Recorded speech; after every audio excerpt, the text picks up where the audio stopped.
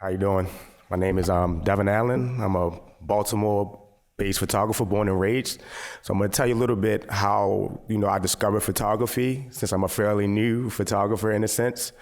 So growing up in Baltimore, I don't know if you ever know much about Baltimore. We're mostly known for being the heroin capital of America. We're known for our murder rate, and we're known for the wire in the corner.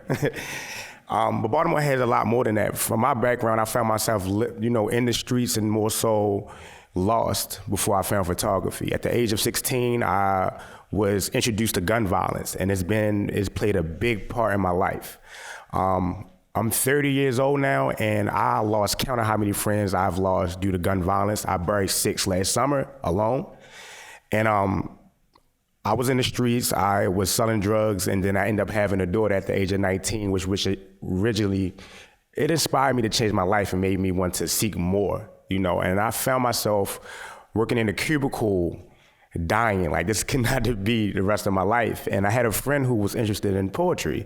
And in turn, in Baltimore, art hasn't been a thing for us in the city. It's not really introduced to us. It's not really in the school system. So my friend who was a self-taught poet, we started a poetry night, and I found myself falling in love with poetry, but I wasn't really too good at it. And I was like, how can I want to do art, but I know nothing about it. And I found myself, Instagram and Twitter were coming along, and I found myself photographing my friends and photographing the city in the poetry night. And I would take pictures and put them on t-shirts. And that's how I got introduced to photography. And I was using a friend's camera. So 2012, I just started Googling famous Black photographers, and I couldn't really find anyone. And I found Gordon Parks' work. He popped up and he had his hair slicked back. He just looked so smooth. And I told myself in 2012, after looking at his work with Muhammad Ali and just looking at how many spaces he was able to encounter from shooting for Vogue and then go back and turn and do journalism, his eye was amazing. And I told myself, I want to be just like this guy one day. And I remember in 2013 in January going to Best Buy to get my first camera.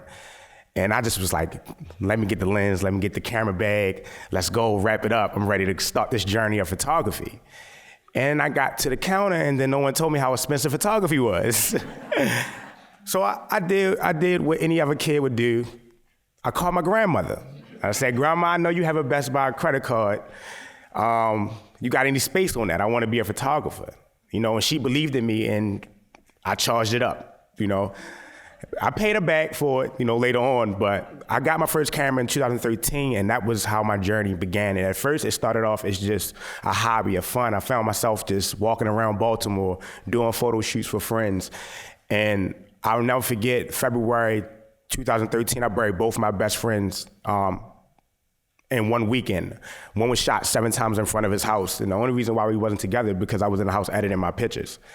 And I went to visit his mom the next day, and I gave her a hug, and right after I left to go do a photo shoot, they murdered my other friend. And that was kind of a wake-up call for me, and it was like, photography is your thing.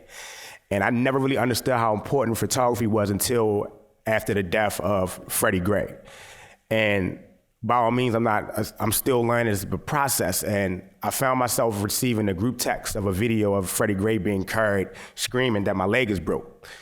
And I knew because of the energy and the power of my people in Baltimore that we were going to protest. So I found myself just going to protest every single day, every day. And at the time, I went and took a job working with young adults with autism, intellectual disabilities, so I could work at night doing home care and then shoot all day.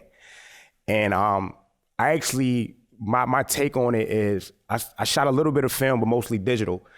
But I love black and white, so I trained my eye by just looking at Gordon Parks' work. And so when I went out, I didn't think nothing of it.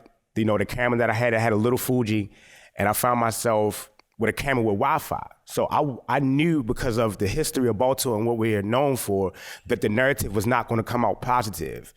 And I had a nice follow on social media, and I was like, I'm gonna use my handle, and I'm gonna dedicate my social media to everything that's going on in Baltimore around Freddie Gray.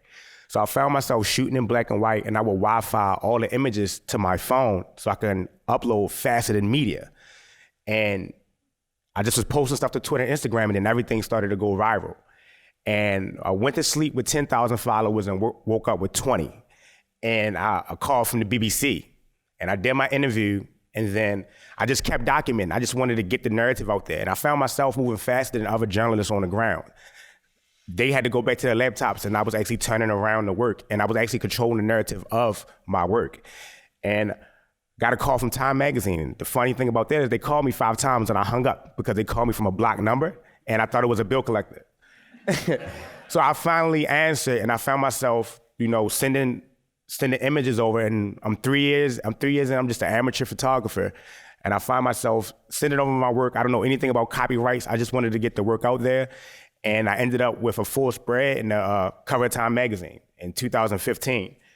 And since then, right after that, with all the national attention that I was able to receive, I was doing interviews for ABC, NBC. I actually became the point person on the ground for Huffington Post.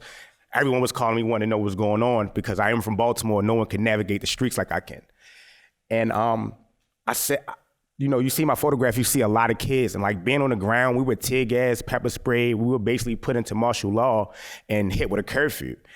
And I found myself on the ground with a lot of kids. And if I was able to control the narrative where ABC, CNN, and all these big platforms were looking to me for content and sending their journalists and their writers to me to understand more of what was going on the ground, I only can imagine if these kids had photography in their life, if they just wasn't on the front lines, if they had a camera.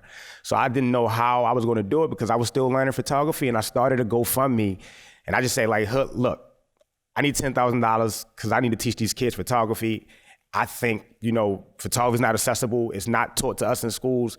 I didn't understand how powerful it is. Now I do, and I need your help. And oddly enough, the guy from GoFundMe hit me up and sent me the first $1,000 check, which was amazing. And then Russell Simmons and Michael Skolnick from donated a $20,000 grant through the Way of DeRay from Black Lives Matter. And then since then, I've taught workshops in Oakland, at Studio Museum of Harlem. I've given out around like 300 cameras already since 2015.